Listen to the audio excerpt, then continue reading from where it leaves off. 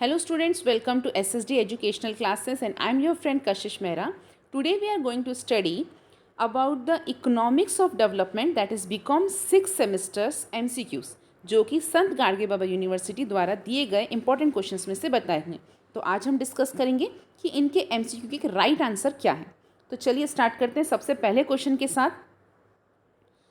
Scarcity of capital, technology backwardness and unemployment are generally founded, कौन सी जगह पे जनरली फाउंड किए जाते हैं।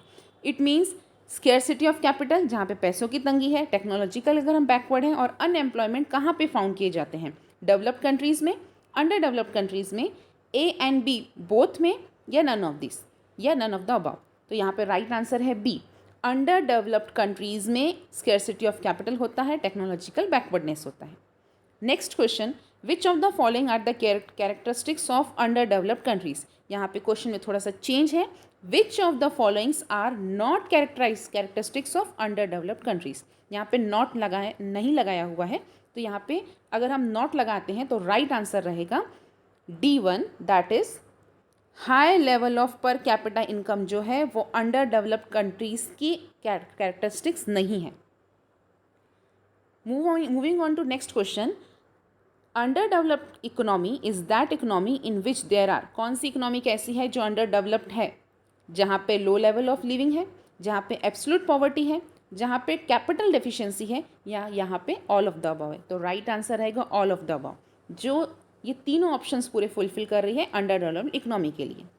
Dash country are facing low level of technology and acute shortage of skilled manpower, कौन सी ऐसी कंट्री है। तो राइट आंसर रहेगा यहाँ पे अंडर डेवलप्ड कंट्री एक ऐसी है जहाँ पे लो लेवल ऑफ टेक्नोलॉजी रहती है और जहाँ पर हम शॉर्टेज देखते हैं कि लो लेवल के मैन पावर है, मतलब अनस्किल्ड रहते हैं man power.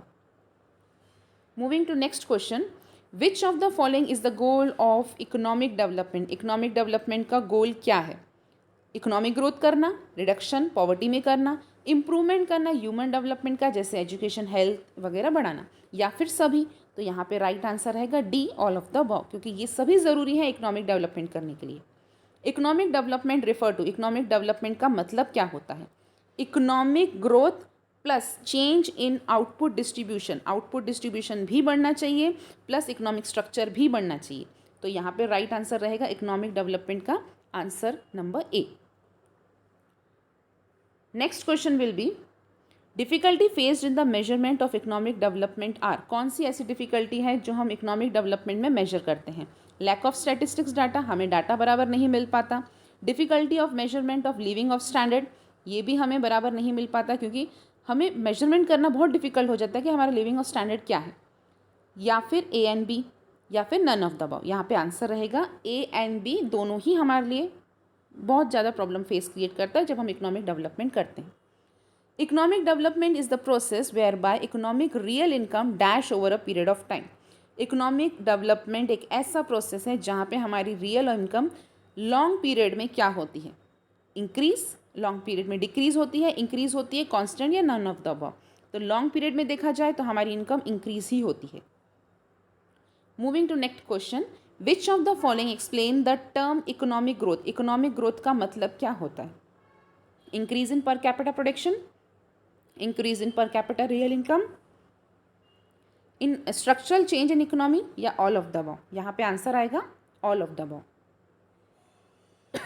According to Rostow, how many stages of economic growth. तो इकोनॉमिक ग्रोथ की टोटल स्टेजेस जो हैं वो टोटल है 5। Next question says that to boost the economic growth the government is most likely to, government क्या करती है, increase कर देती है इंटरेस्ट रेट। गलत है, यहाँ पे इकोनॉमिक ग्रोथ के लिए रेट इंक्रीज करने की कोई ज़रूरत नहीं है। इंक्रीज करती है टैक्सेशन रेट, नहीं, लेकिन अगर इकोनॉमिक ग्रोथ करना है तो उन्हें प्रोवाइड करना है इंसेंटिव्स ताकि लोग ज़्यादा से ज़्यादा इन्वेस्टमेंट कर सकें। VCP का फुल फॉर्म क्या होता है। VCP का फुल फॉर्म होता है विस्कियस circle of poverty. Economic development is dash term process whereas economic growth is dash term process. तो इकोनॉमिक डेवलपमेंट जो है वो रहता है लॉन्ग टर्म प्रोसेस और इकोनॉमिक ग्रोथ जो रहता है वो शॉर्ट टर्म के लिए देखते हैं। Next question, dash is the quantitative and qualitative changes in the economy that is qualitative और क्वांटिटेटिव जो दोनों ही चीज़ें देख रहा है वो इकोनॉमिक डेवलपमेंट होता है. Moving to next question. Economic growth is dash without economic development but economic development is dash without economic growth. तो यहाँ पे राइट आंसर रहेगा economic growth is possible without economic development. Economic growth के लिए development की ज़रूरत नहीं होती, लेकिन economic development is not possible for economic growth. तो right answer will be A. Dash is related in increase in GDP. GDP जो increase हो रहा है, कंजप्शन इंक्रीज हो रहा है, इन्वेस्टमेंट इंक्रीज हो रहा है, ये सब नंबर्स में काउंट हो रहे हैं, इसलिए ये रिलेटेड है इकोनॉमिक ग्रोथ से. और जब हम बात कर रहे हैं human capital, standard of living, ये क्वांटिटेटिव है, इसलिए वो इकोनॉमिक डेवलपमेंट से रिलेटेड है. तो राइट आंसर यहाँ पे रहेगा A. India's first 5 year plan is based on, किसके ऊपर बेस्ड है? तो हैडर डॉमर मॉडल के हिसाब से इंडिया का फर्स्ट मॉडल बेस्ड रहता है. Right answer will be C. The Harrod Domar model is one of the well known model of growth which of the two author में से सबसे पहले किसने लिखा था? तो यहाँ पे राइट आंसर रहेगा हैरॉड ने. That is answer number B. According to the Harrod Domar model there are dash growth. वहाँ पे कौन सी ग्रोथ है? वारंटेड ग्रोथ, एक्चुअल ग्रोथ या नेचुरल ग्रोथ? यहाँ पे तीनों ही ग्रोथ के बारे में इस मॉडल में बताया गया है, इसलिए आंसर रहेगा डी.